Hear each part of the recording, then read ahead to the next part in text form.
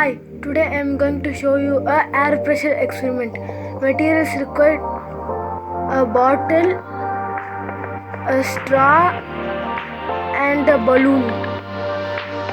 Take the bottle and take the straw and keep the middle of the straw middle of the bottle and mark it.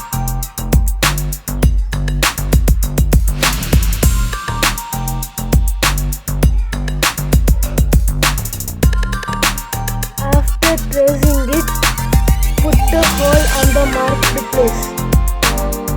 After putting hole, take the straw and put it into the hole. After putting it into the hole, take the tape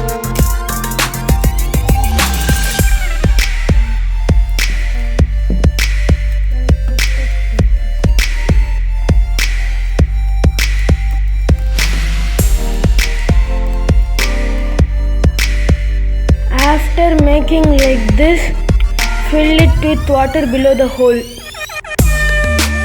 After filling the water below the hole, blow the balloon.